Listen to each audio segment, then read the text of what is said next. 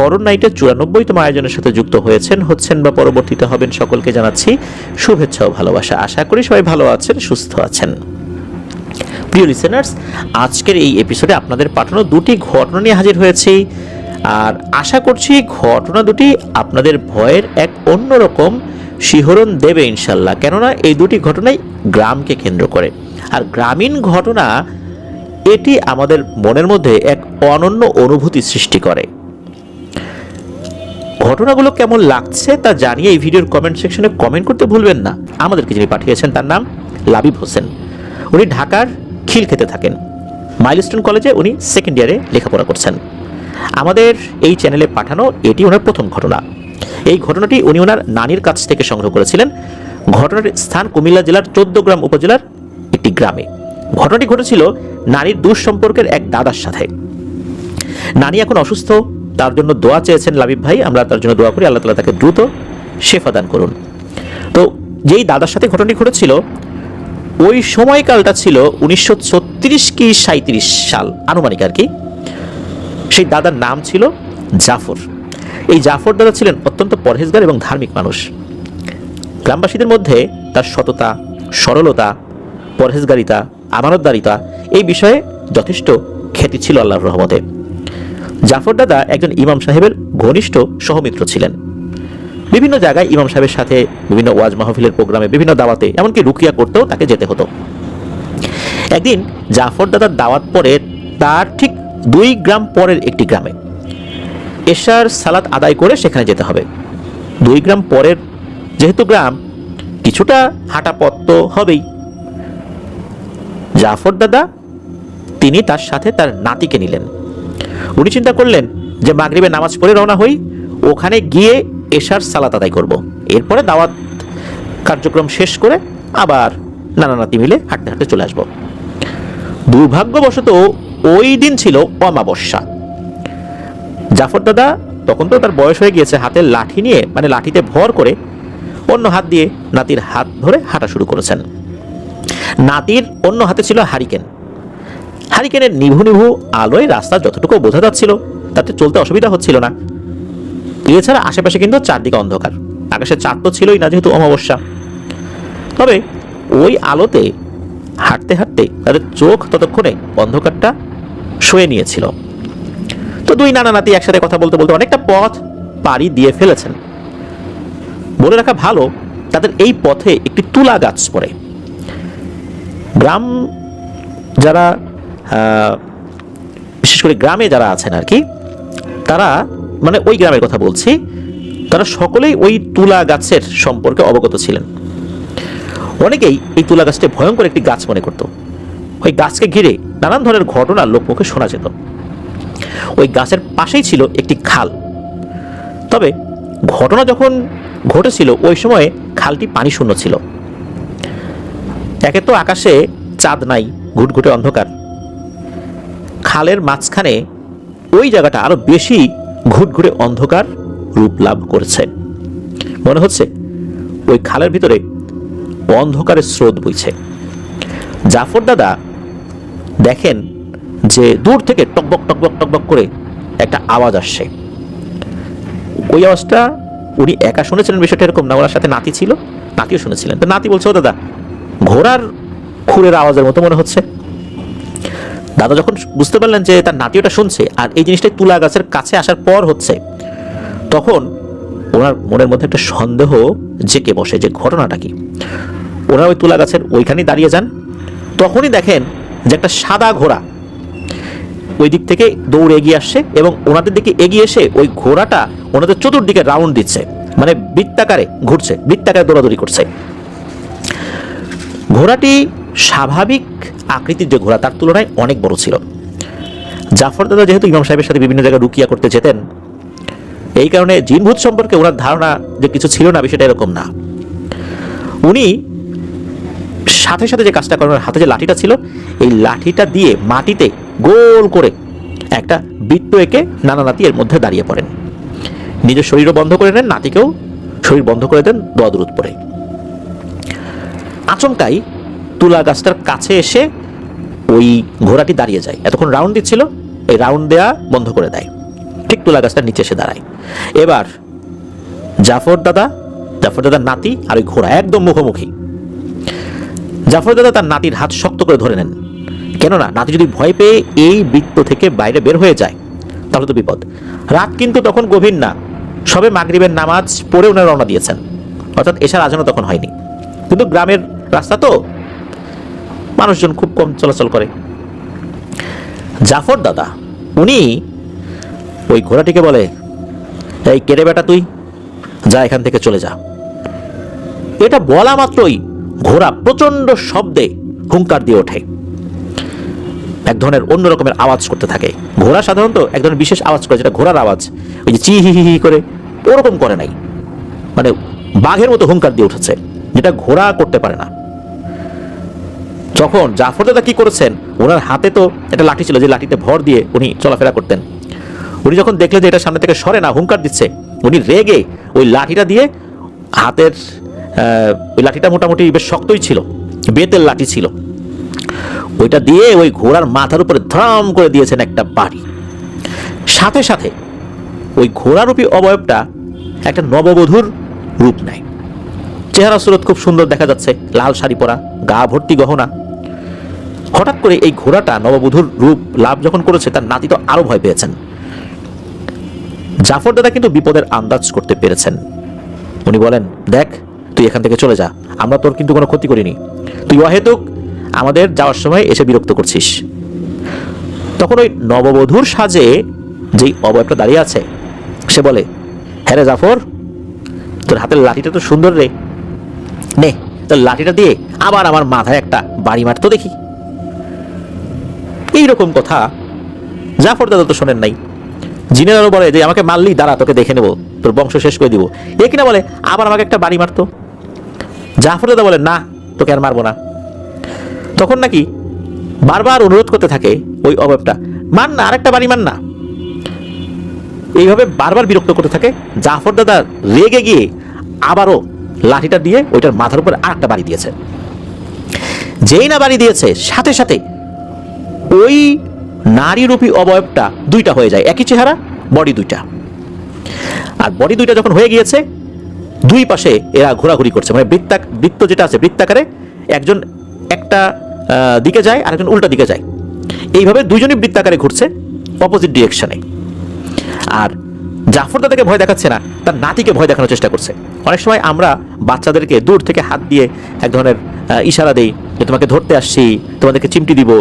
তো ওই অবয়ব দুটা কি করছে, ঘুরছে, আর জাফর দাদার নাতিকে এইভাবে খামচি দেওয়ার মতো অ্যাক্টিং করছে, ভেঙচি কাটছে, ভয় দেখাচ্ছে। নাতির তো অবস্থা খারাপ ভয়ে, নাতি আরো শক্ত করে দাদাকে জড়িয়ে ধরেছে, দাদার কোমর জড়িয়ে ধরেছে। এ তো ছোট মানুষ। জাফর দাদা বললেন যে দেখ, তোরা আমার নাতিকে ভয় দেখাস না, তোরা কি চাস বল। তখন ওই দুইটা অবয়ব একই কণ্ঠস্বরে বলতে থাকে, একই সাথে বলতে থাকে, কি চাই, তোর হাতের লাঠি দিয়ে আবারও আমাদেরকে মার, নে নে মার মার মার, এই বলে মাথা আবার এগিয়ে দিয়েছে। জাফর দাদা বুঝতে পারলেন না, তো এদেরকে আঘাত করা যাবে না, এখন যদি এদেরকে আঘাত করি আবারও তো এরা দ্বিগুণ হয়ে যাবে, 2টা থেকে 4টা হয়ে যাবে। তখন আবার বলবে যে মার, আবার আঘাত করলে 4টা থেকে 8টা হয়ে যাবে, তখন তো আরো মুসিবত হয়ে যাবে। দাদা বললেন যে না, মারবো না। তখন নাকি এই দুটো বলা শুরু করে যে ও মারবি না, ঠিক আছে আমাদের দুইটারে বিয়ে কর। জাফর দাদা তো মহা মুশকিলে পড়ে গেল, বিয়ে করবো মানে এই পেতনিগুলো, এদেরকে বিয়ে করতে হবে। তখন জাফর দাদা বলে যে এই পিশাচিনিগুলা, তোদেরকে বিয়ে করবো মানে, আমি বিয়ে করছি, আমার বউ আছে, আমার ছেলে পেলে আছে, আর এই যে আমার নাতি, তোদেরকে বিয়ে করবো মানে ফাজলামি করিস, তোদেরকে তো বিয়ে করবো না, কিছু পারলে করে দেখা। জাফর দাদা কিন্তু জানতেন যে যতক্ষণ ওনারা এই কুণ্ডলীর মধ্যে আছেন, আল্লাহর রহমতে একটা প্রতিরক্ষা বলয়ের মধ্যে আছেন, এরা কিছুই করতে পারবে না। জাফর দাদা ওই শয়তানগুলোর সাথে তর্কাতর্কি করছেন, আর ওই শয়তানগুলো বিভিন্নভাবে জাফর দাদাকে ভয় দেখাচ্ছে। এর মধ্যে কি হয়েছে, তার নাতি মানে অজ্ঞান হয়েই গেছে, কতক্ষণ এগুলো সহ্য করবে। জাফর দাদা রেগে গিয়ে করেছেন কি, অনেক সময় রেগে গিয়ে আমরা হাতে থাকা কোনো জিনিস ছুঁড়ে ফেলে দিই, কোনো জায়গায় আঘাত করি। ওই রেগে গিয়ে ওই বৃত্তের মধ্যে থেকেই তার হাতের লাঠিটা দিয়ে ওই যে পাশে থাকা তুলা গাছে আঘাত করেছে, যে যা এখান থেকে। যেই না তুলা গাছে আঘাত করেছে, ওই তুলা গাছে একটা শুকনো ডাল, ওটা আবার নিচে ভেঙে পড়েছে, একটা পাতলা ডাল আর কি, ভেঙে পড়েছে ওই যে পাশে যে খালটা ছিল ওই খালের মধ্যে।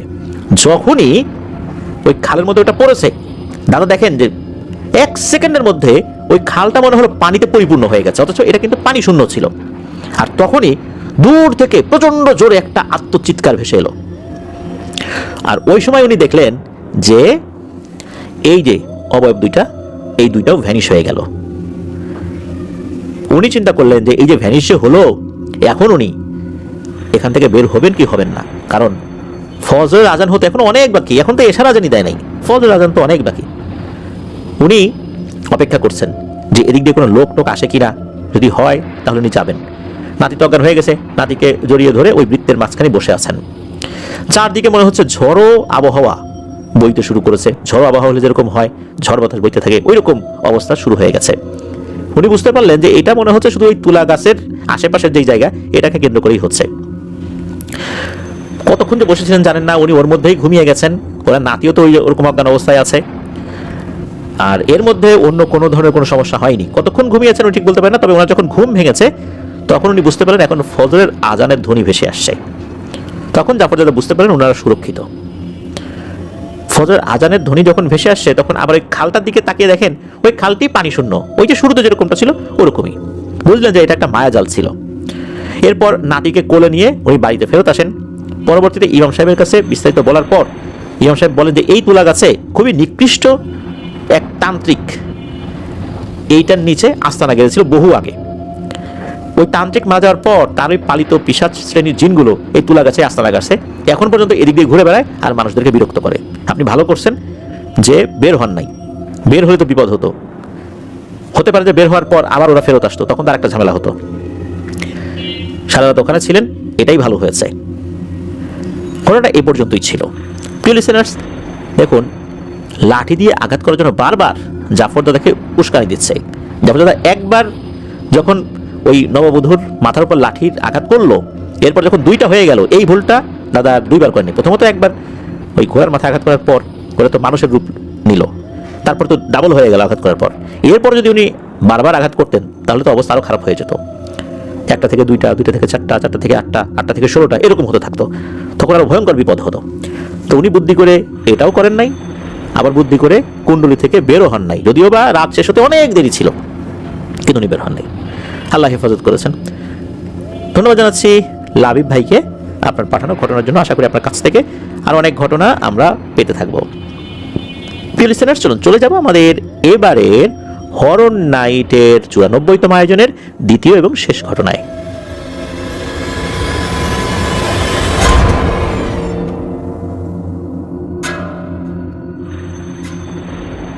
আবারও স্বাগতম জানাচ্ছি প্রিয় লিসেনার্স আমাদের এবারের হরর নাইটের 94তম আয়োজনের দ্বিতীয় এবং শেষ ঘটনায়। এখন যে ঘটনাটি আপনাদের সাথে শেয়ার করব, এই ঘটনাটি আমাদেরকে যিনি দিয়েছেন তার নাম মোহাম্মদ মনির। ওনার বাড়ি যশোর জেলার চৌগাছা উপজেলার একটি গ্রামে। উনি বর্তমানে যশোরের স্বনামধন্য একটি কলেজে অনার্স 4র্থ বর্ষে অধ্যয়নরত রয়েছেন। যে ঘটনাটি উনি শেয়ার করেছেন, এই ঘটনাটি ওনার নানার স্ত্রীর সাথে, মানে নানির সাথে ঘটে যাওয়া। ওনার আসল নানা যিনি, ওনারা 2 ভাই। তো নানার তো 2 ভাই, এই নানা হচ্ছে বড়, মানে বড় নানা, তার স্ত্রী তাকেও নানি বলে সম্বোধন করতেন। নানি মূলত এই ঘটনাটি ফেস করেছিলেন, আর এই ঘটনাটির অন্যতম একজন সাক্ষী বড় নানা। তো নানারা 2 ভাই, একজনের নাম হচ্ছে মাওলা বক্স আর একজনের নাম হচ্ছে কালু বিশ্বাস। ওনারা ছোটবেলা থেকেই দুজনেই দুর্দান্ত সাহসী এবং ক্ষিপ্র। কোথাও কোনো সমস্যা হয়েছে, অন্যায় হয়েছে, লাঠি নিয়ে দুজন ছুটে যেতেন। সবাই তাদের সাহসিকতা এবং সততার প্রশংসা করত। আর ওনারা এইরকম ছিলেন, এই সাহসিকতার গল্পগুলো কিন্তু নারীর মুখেও অনেকবার মনির ভাই শুনেছেন।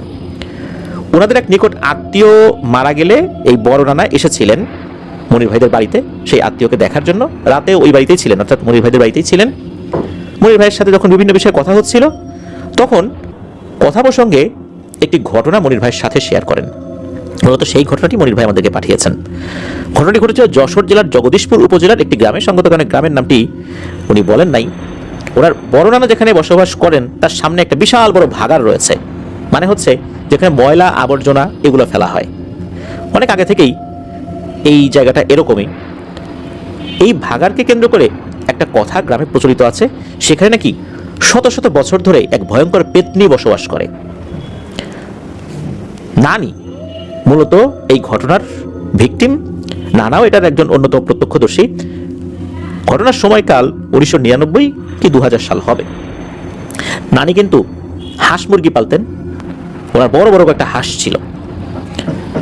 গ্রামে যেটা হয় সেটা হচ্ছে সন্ধ্যা লাগলেই গোয়াল, তারপরে হাঁস মুরগির যে খোপগুলো রয়েছে এগুলোতে সবগুলো ঠিকঠাক মতো উঠেছে কিনা, হাঁস মুরগি ঠিকঠাক মতো উঠেছে কিনা, গোয়াল ঘরে গরু ছাগল ঠিকঠাক মতো আছে কিনা, এগুলো কিন্তু গুনে দেখেন।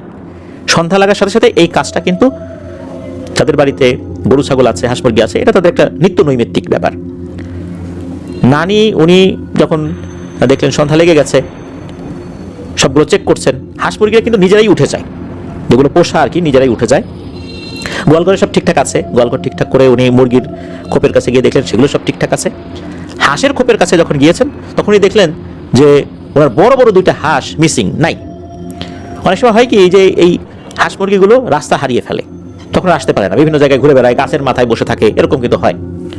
উনি চিন্তা করলেন যে সন্ধ্যা লেগে গেছে, বড় বড় দুটো হাঁস মিসিং, এটা তো খুঁজতে হবে। উনি দ্রুত মাগরিবের নামাজ পড়ে হাতে হারিকেন নিয়ে এই হাঁস খুঁজতে বেরিয়েছেন। হাঁটতে হাঁটতে উনি ওই ভাগাড়ের কাছে পৌঁছে গেছেন। চারদিকে কিন্তু তখন অন্ধকার নেমে এসেছে। খালি পায়ে বের হয়েছেন, রাস্তায় ধুলো রয়েছে, সেগুলো লেগে যাচ্ছে পায়ে। তো উনি যে খুঁজছেন, খুঁজতে খুব একটা সমস্যা হয়নি, মানে ওই সময় কোনো ভয়ের কিছু দেখেন নাই। উনি হাঁস খুঁজতে খুঁজতে একটি বিশাল পরিত্যক্ত বাঁশঝাড়ের ওখানে চলে এসেছেন। ওই সময় ওই বাঁশঝাড় থেকে একটু দূরে জনবসতি ছিল, বাঁশঝাড়ের কাছে কোনো ঘরবাড়ি ছিল না।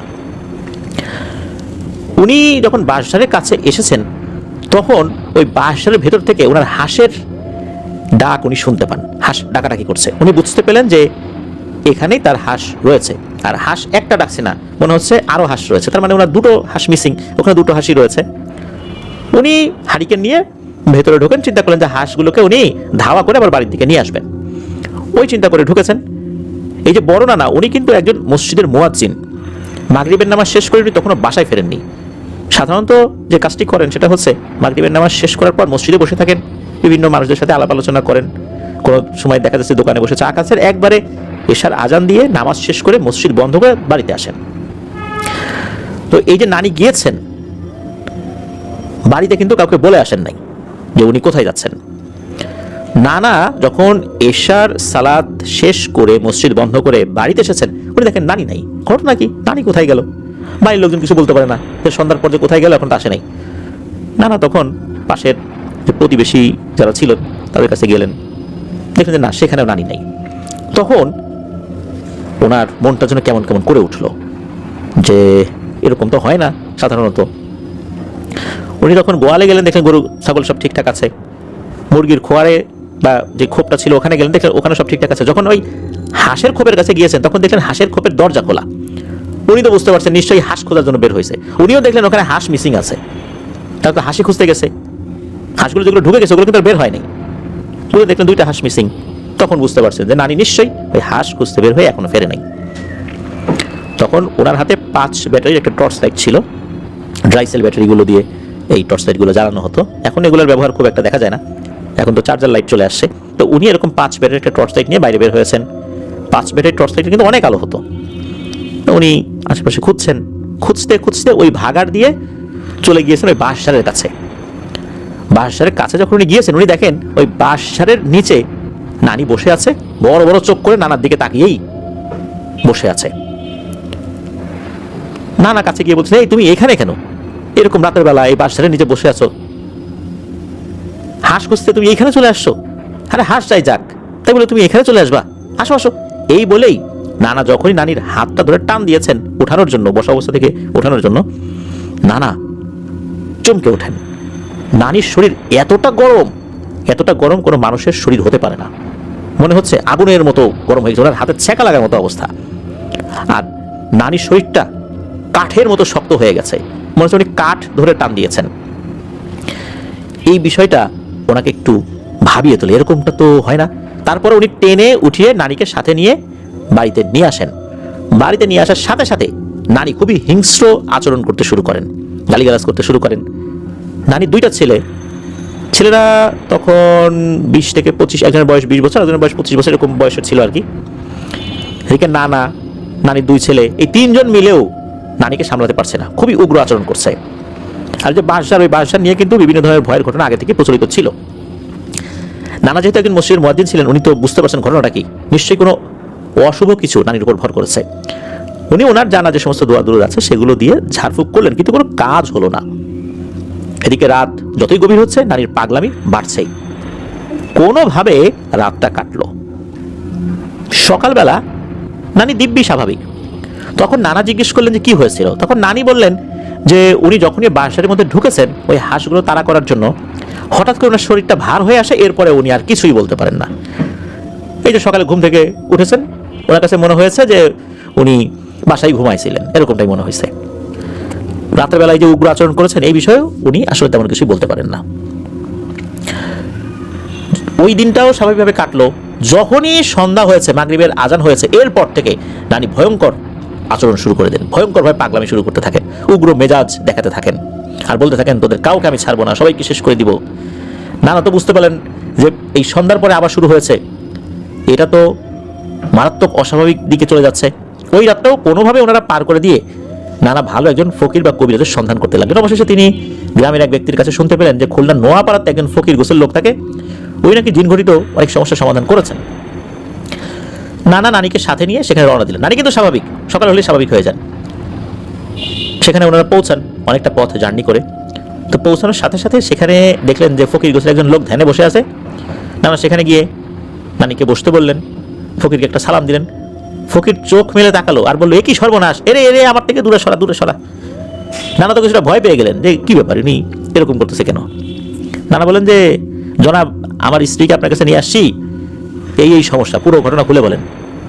তখন ওই ফকির গোছের ওই লোকটা বলেন, যারে আমি তো বুঝছি রে, ওরে দেখার সাথে সাথে বুঝছি যে সমস্যাটা কি।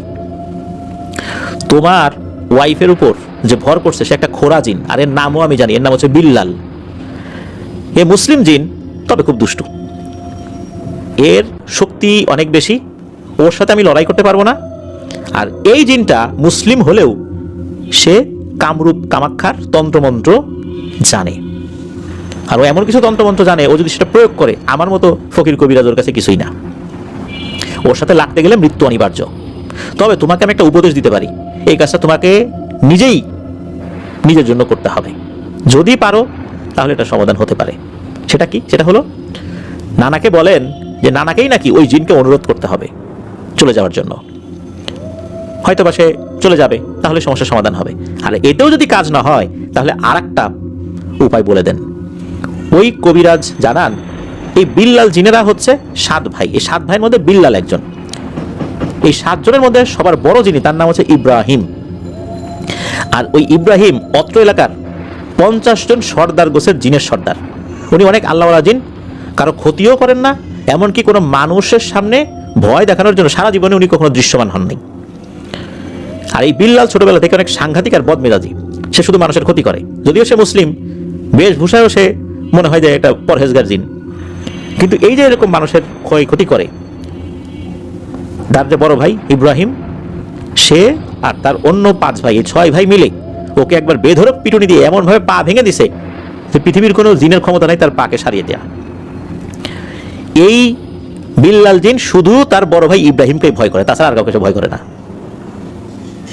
আর এই ইব্রাহিম যেই জিন, এই জিনটা থাকে কোথায়, এটাও ওই কবিরাজ বলে দেন। কবিরাজ বলে দেন যে আপনি যে মসজিদে আজান দেন, ওই মসজিদে যাওয়ার সময় দেখবেন একটা প্রাইমারি স্কুল পড়ে। ফজরের আজানের আগে এই ইব্রাহিম জিন ওই মসজিদের যাওয়ার যে পথ, ওই পথের পাশে প্রাইমারি স্কুলের যে ছাদ রয়েছে, ওই ছাদের উপরে সে নামাজ আদায় করে। আপনি যদি ওই সময় গিয়ে সরাসরি ওখানে গিয়ে সালাম দেন এবং বলেন যে ইব্রাহিম, আমি আপনার সাথে দেখা করতে আসছি, আপনার সাথে আমার জরুরি কথা আছে। উনি আপনার সামনে দৃশ্যমান হতেও পারেন, নাও পারেন, আপনার সাথে কথা বলবেন, ওনার কাছে নালিশ জানাতে পারেন। আর এই যে তথ্যগুলো আমি দিলাম, এখন এই বিল্লাল জিন আশেপাশে নাই, অনেক দূরে আছে, আমি বুঝতে পারছি। তা না হলে এই তথ্যগুলো দেওয়া আমার জন্য ঝুঁকিপূর্ণ ছিল। আপনি ওই ইব্রাহিম জিনের কাছে বললে এটা সমাধান হয়ে যাবে। আগে নিজে নিজে সমাধানের চেষ্টা করেন যে ওই জিনকে কোনোভাবে মানাইতে পারেন কিনা। বিল্লাল জিন যদি নিজে থেকে চলে যায় তাহলে আর ইব্রাহিমের কাছে যাওয়ার দরকার নাই, কারণ ইব্রাহিমের কাছে গেলে ইব্রাহিম ওই বিল্লালকে এমন মাইটটা দেবে, পরে দেখা গেল যে সে ক্ষিপ্ত হয়ে আবার চলে আসতে পারে। যদিও বা সেটা করার সাহস তার হবে না, কিন্তু তারপর ওই পর্যন্ত যাওয়ার দরকার নাই। তো এরকম পরামর্শ দেন আর ওখান থেকে বিদায় দিয়ে দেন। আর এটাও বলেন ওই বিল্লাল জিনের নাকি একটা রং মহল আছে, সেখানে সে থাকে। এরকম বেশ কিছু তথ্য দেন আর কি। নানি নানা দুজনই আবার চলে আসেন বাড়িতে। কবিরাজ কিন্তু এটাও বলে দিয়েছিলেন যে আসছে অমাবস্যা রাতে এই বিল্লাল জিন নানির কাছে আসবে। ওই রাতই হচ্ছে সুযোগ তাকে বোঝানোর জন্য। আপনি দেখবেন না, কিন্তু আপনার স্ত্রী দেখবে। আপনার স্ত্রী যখন বলবে যে আসছে, তখন আপনি কথা বলা শুরু করবেন। আপনি তার গলার কণ্ঠস্বর শুনবেন, তাকে দেখবেন না, এরকমটাই বলে দেন। তো যাই হোক, ওই রাতটা মোটামুটি ভালোই কাটলো। ওই কবিরাজ একটু ঝাড়ফুঁক করে দিয়েছিলেন, কিছু পানি পড়া দিয়েছিলেন। কিন্তু নানা তো থেমে থাকার পাত্র না, উনি তো আরো হুজুর খুঁজতে লাগলেন। সাতক্ষীরার কালীগঞ্জ থেকে এক লম্বা চুলের সাধককে নিয়ে আসলেন। সাধক যখনই নানার বাড়ির সীমানার মধ্যে পা রেখেছেন, তখনই হঠাৎ করে নানি যেন কেমন হয়ে গেলেন, রাগে ক্ষোভে ফুঁসতে লাগলেন, ফুসফুস করছেন। হঠাৎ করে নানি বলতে আরম্ভ করলো, আরে ভণ্ড সাধক, এখানে এসে ভং ধরেছিস? আয় এদিকে আয়, তো লম্বা চুলের ঝুঁটি ধরে এমন আসার মারবো না, একদম জীবনের তরে নিজের নাম বাবার নাম ভুলে যাবি, তোকে আমি আস্ত রাখবো না। তুই চিনিস আমাকে, আমি কে? ওই সাধক তো অবাক, আরে এ কি বলে, আমাকে এরকম হুমকি দিচ্ছে। ওই সাধক বুঝতে পারলেন যে এই জিন অনেক শক্তিশালী এবং কামরূপ কামাক্ষার মন্ত্র জানে। উনি তো চিকিৎসা করা দূরে থাকে, ওখান থেকে একরকম পালিয়েই গেলেন। এক গ্লাস পানিও খান নাই ওখানে। নানা তো নিরুপায়, কি করা যায়, কিভাবে বাঁচাবেন নানিকে? ওই ফকিরের দেয়া কথা উনি রক্ষা করবেন এরকম চিন্তাই করলেন। এছাড়া কোনো উপায় নেই, অমাবস্যার রাতে সেই জিনের সাথে মুখোমুখি হওয়া। কয়েকদিন পরেই চলে আসে অমাবস্যার রাত। নানা নানিকে বলে রাখলেন যে তুমিও ঘুমাবো না, আমিও ঘুমাবো না, আমরা অপেক্ষা করব। ওই জিনকে দেখা মাত্র তুমি আমাকে বলবা, বাকি কাজটা আমি করব। নানিও সম্মতি জানালেন। নানা নানি এশার সালাত আদায় করে খাওয়া দাওয়া করে হারিকেন নিভিয়ে শুয়ে পড়লেন, কিন্তু ঘুমালেন না। একজন আরেকজনকে একটু ধাক্কা দেন যেন কেউ ঘুমিয়ে না যায়। তো এভাবে ধীরে ধীরে রাত গভীর হচ্ছে। রাত আনুমানিক কয়টা হবে এটা ওনারা আসলে বলতে পারেন নাই, অনেক রাত আর কি, এতটুকু বলা যায়। হঠাৎ করে মনে হলো বাহিরে ঝড় উঠেছে, আর ওই ঝড়ো বাতাসটা মনে হচ্ছে ওই ভাগাড়ের সাইড যেটা ওই দিক দিয়ে আসছে, ওখানে যে বাঁশঝাড়গুলো রয়েছে মনে হচ্ছে বাঁশঝাড়গুলো একদম দুমড়ে মুচড়ে যাবে, এমন একটা অবস্থা। ওই সময় নানি দেখলেন তার ঘরের চাল ভেদ করে সাদা জব্বা পরিহিত অনেক লম্বা একটা অবয়ব আস্তে আস্তে আস্তে আস্তে ঢুকছে। মাথায় পাগড়িও আছে, হাতে তসবিও আছে, একটা পা জানি কেন যেন বাঁকা। এরপর নানি দেখলেন যে ওই অবয়বটা ঘরের মাটির দেয়ালের উপরে দাঁড়ালো। নানি তো বুঝতে পারলেন এইটাই সেই খোড়াজিন বিল্লাল। তখন নানাকে বললেন যে ওই সে